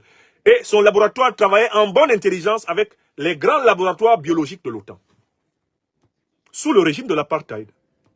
Et ils ont utilisé les bactéries et les virus qu'ils ont synthétisés dans ces laboratoires sud-africains, ils les ont utilisés au Zimbabwe pour combattre les Zimbabwéens qui luttaient pour leur indépendance. Ils les ont utilisés en Zambie. Ils les ont utilisés au Congo. Ils les ont utilisés en Namibie. Ils les ont utilisés en Angola. L'Afrique a connu des épisodes massifs de guerre biologique. Et donc, moi, quand je lis un document de la CIA qui dit, je lis, le docteur Sidney Gottlieb, le maître chimiste de l'agence de la CIA, est envoyé au Congo pour livrer un virus caractéristique d'Afrique centrale, destiné à Lumumba. Le poison ne sera pas utilisé en raison des réticences de l'équipe sur place. Vous savez pourquoi l'équipe sur place a eu peur d'utiliser ce poison? Mais parce qu'eux-mêmes, ils risquaient d'attraper ça. Quand on te donne un virus, d'aller mettre ça sur quelqu'un, qu'est-ce qui se passe si ça rentre dans ton corps, toi-même? Donc même les espions, sur place, les espions de la CIA sur place en République démocratique du Congo, avaient peur d'utiliser cette méthode parce qu'ils risquaient de s'infecter eux-mêmes. Comme le disait si bien le président Laurent Gbagbo, quand on t'envoie, il faut savoir t'envoyer. La suite. Le chef de poste, Laurence Desline, atterré par l'ordre d'assassinat, alors que d'autres moyens moins radicaux sont disponibles, tergiverse, puis ira tout bonnement enterrer la fiole de poison au bord du fleuve Congo. Un autre officier reçoit l'ordre en octobre de partir tuer Lumumba. Il s'appelle Justin O'Donnell, appelé Michael Mulroney, dans le rapport Church. Il refuse à son tour et fait remarquer qu'un tel crime organisé depuis Washington constituerait un crime fédéral. Ah, ça c'est un homme courageux. Qui a dit, moi je suis un agent de la CIA, mon rôle c'est pas de tuer les dirigeants des pays. Moi on m'a pas recruté en me disant que je devais faire ça. Donc si c'est ça, je démissionne. On l'a laissé. On continue. Allen Dulles a déjà trouvé un remplaçant pour Lumumba, un des dirigeants de l'armée. Il s'appelle Joseph Mobutu. Et Allen Dulles, le dirigeant de la CIA, le présente comme le seul homme au Congo capable de faire preuve de fermeté. Fin de citation. L'homme est un ancien journaliste parlant bien le français. Détail précieux pour la CIA où personne ne parle le dialecte local. Et devenu colonel sous Lumumba. Dès octobre, la CIA lui transfère à Mobutu 250 000 $ et des chargements d'armes. Ça, c'est ce que les rapports de la CIA ont révélé. Ils ont transféré 250 000 $ et des armes à Mobutu pour tuer Lumumba. 250 000 $ dans le pays le plus riche au monde. Vous tuez un leader d'une importance, d'une préciosité, d'une rareté comme Lumumba pour 250 000 $. Dans un pays qui est riche en centaines de milliers de dollars potentiels. Vous tuez un homme utile au peuple pour 250 000 $. Vous comprenez la malédiction de Mobutu? Vous comprenez pourquoi Mobutu est maudit? Et tous ceux qui se revendiquent de lui récupèrent sa malédiction pour très longtemps. Mobutu est maudit et le mobutisme est maudit. Je le dis à ceux qui sortent encore maintenant, ils pensent que les Congolais ont oublié, l'Afrique a oublié Mobutu.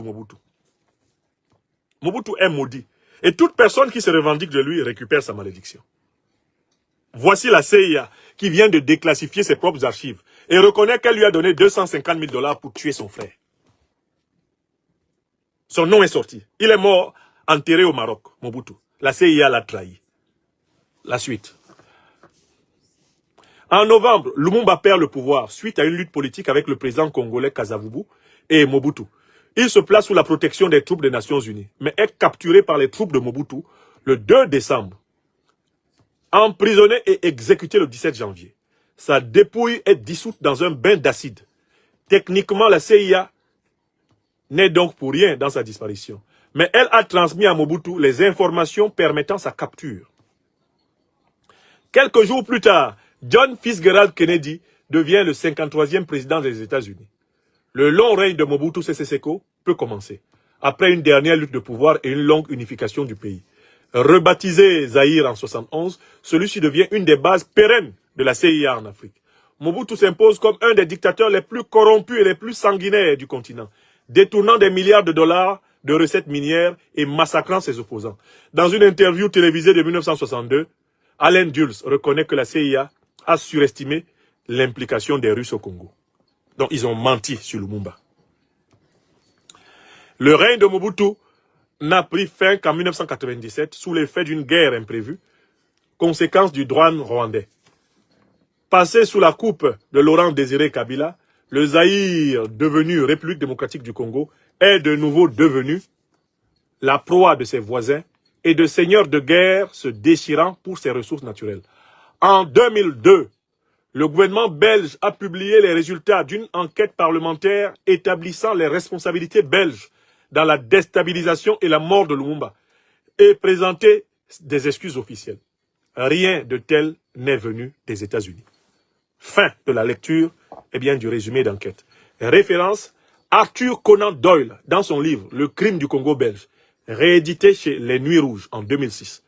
Larry Devlin dans son livre Chief of Station Congo, Fighting the Cold War in a Hot Zone, Public Affairs, 2007. Autre référence, Adam Hochschild, Les fantômes du roi Léopold, la terreur coloniale dans l'État du Congo, 1884-1908, réédité chez Talandier, collection texto 2007. Enfin, Jean-François Hugo, La République démocratique du Congo, une guerre inconnue, ce Michalon en 2006. Fin de citation. Voilà, je vous ai lu 4 extraits de ce livre et je crois que nous sommes, grâce à ces extraits, pleinement outillés pour comprendre la déstabilisation de la République de Syrie, la République arabe de Syrie, et la déstabilisation que connaît l'Afrique. Nous avons reconnu, que ce soit en Iran en 1953, au Guatemala entre 1950 et 1954, que ce soit,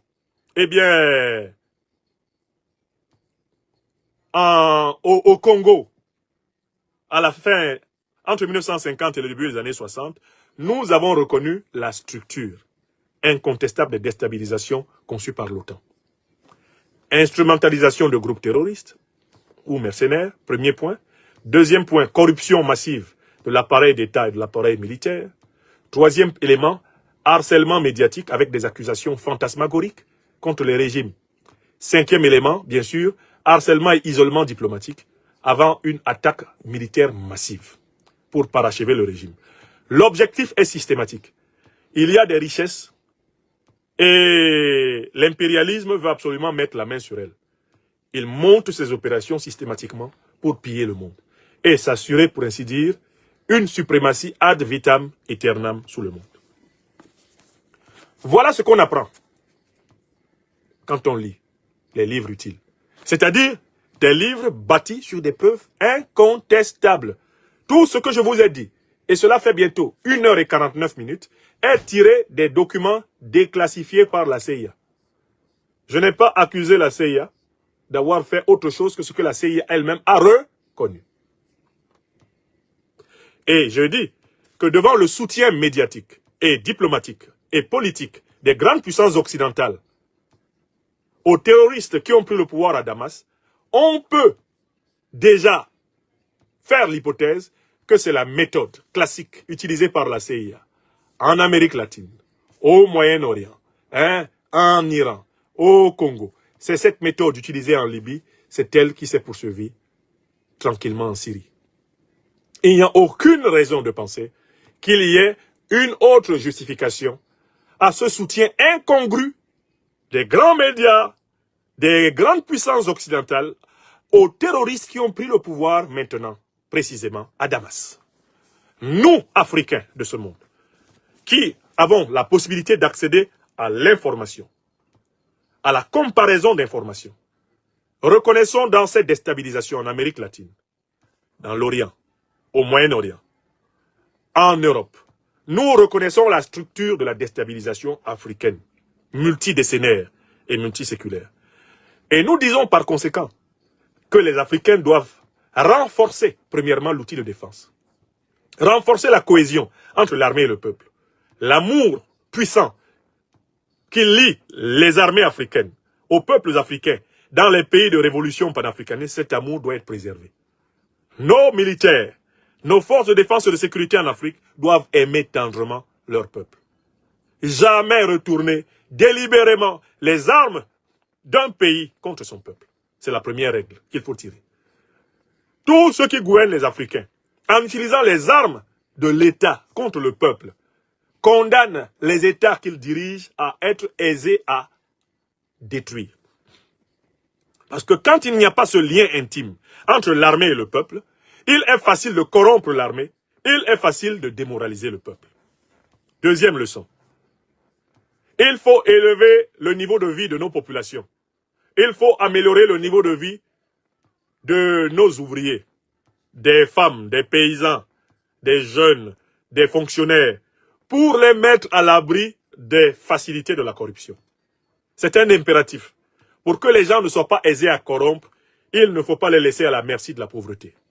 Donc nos dirigeants, tous ceux qui dirigent les pays africains, doivent avoir un souci permanent d'améliorer les conditions de vie de leur population. Si les populations ont de bonnes conditions de vie, elles sont moins faciles à corrompre.